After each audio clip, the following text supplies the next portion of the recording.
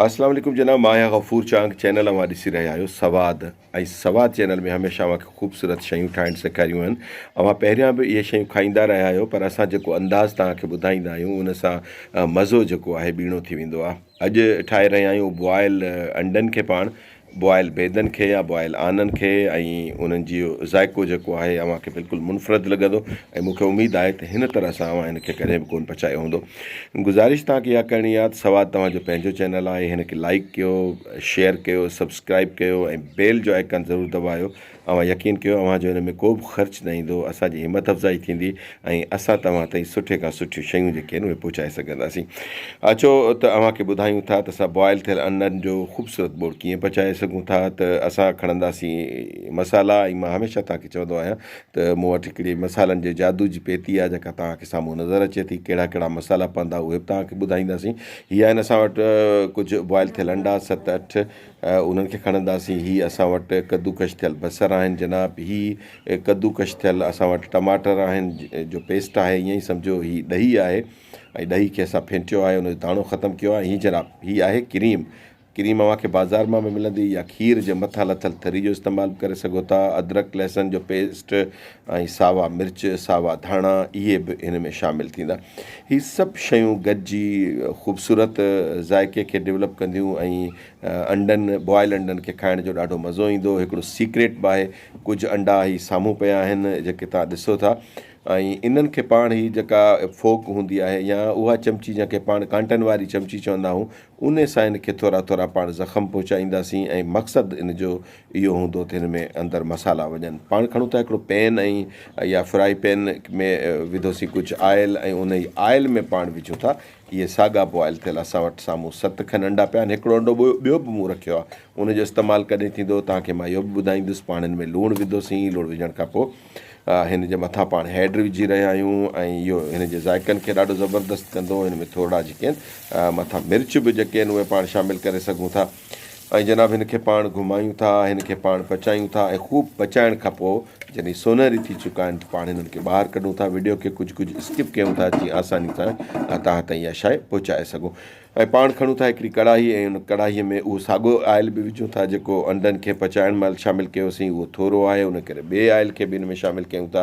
पाण हिन में विझूं था कमाल पट हिकिड़ो, ऐं पाण हिन में विझूं था हिकिड़ो वॾो फोटो, ऐं थोरी जेका आहे स्टिक मिठी काठी जी। इन सां जेके आहिनि ज़ाइका ज़बरदस्त थी वेंदा आहिनि। कुझु वक़्तु पाण हिननि खे भुञूं था, ऐं भुञण खां पोइ पाण इन में शामिलु कयूं था कुझु मसाला। ही आहे जीरो, ऐं जीरो बि पाण तक़रीबन अधु चमच खनि हिन में विझूं था। इन खे बि पचायूं था त जीअं कचो न रहे, इन जा ज़ाइका टोटल इन आयल में शामिलु थी वञनि। ऐं उन खां पोइ हिन में पाण विझूं था कद्दूकश थियल सन्हड़ा कटियल उहे बसर। ही पाण खे पचाइणो आहे इन्हनि जो दाग़, ऐं इन दाग़ खे ख़ूबसूरत नमूने सां पाण पचाईंदासीं, छाकाणि त असांखे पंहिंजे बोड़ जो ज़ाइको ॾाढो ज़बरदस्तु करिणो आहे। जनाब हिन में पाण अदरक ऐं लहसन माना थूम जा उहे कुटियल टुकड़ा विझंदासीं। तव्हां उन्हनि खे जेको आहे कद्दूकश बि करे सघो था, इन्हनि खे ग्राइंड बि करे सघो था, इन्हनि जो पेस्ट बि तयारु करे सघो था। ऐं जेकॾहिं इहे न मिलनि त इन पाउडर जी शकिल में बि तव्हां बाज़ार मां वठी विझी सघो था।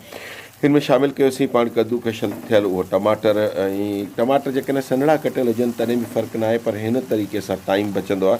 ही ॾिसो कुझु वक़्त खां पोइ जॾहिं असांजो दाग़ तयारु थी चुको आहे त असां हिन में शामिलु कयूं था जेको आहे लूण खे। हस्बे ज़ाइका तव्हां विझंदा कयो। ही ॾॾर थियल ॻाढ़ा मिर्च आहिनि, चिली फ्लेक्स जंहिंखे चयो वेंदो आहे, ऐं कुझु पाउडर जी शकिल में उहे बि विधा। ही आहे धाणनि जो जेको आहे उहो पाउडर जी शकिल में, ऐं थोरो पाण वरी हिन में विधीसीं जाण जेका आहे तमामु थोरी, कारो मिर्च बि जेको आहे थोरो उहो हुन में मिक्स हुयो जेको शामिलु कयोसीं। हिन खे पाण घुमायूं था ख़ूब, ऐं जॾहिं हिन में थोरो पाण पाणी विझूं था। पाणी विझण जो मक़सदु इहो आहे त असां जेके हिन में मसाला विधा आहिनि उहे सड़नि न, छाकाणि त उहे जेकॾहिं सड़ंदा त रंग बि ख़राबु थींदो, ऐं उन्हनि जी टेस्ट जेका आहे उहा हली वेंदी, ऐं असांजो बोड़ जेको आहे ज़ाइके में कौड़ो थी पवंदो।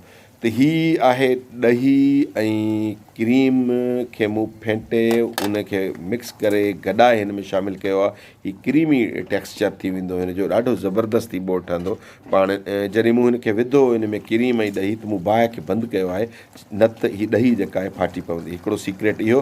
ॿियो सीक्रेट ही त हिकिड़ो अंडो कद्दूकश करे मूं रखियो बॉइल थियल, जेको हाणे हिते शामिलु करे रहियो आहियां, त जीअं उहा इन क्रीम वारी ग्रेवी में शामिलु थी इन जे टेस्ट खे ॿीणो करे छॾींदो।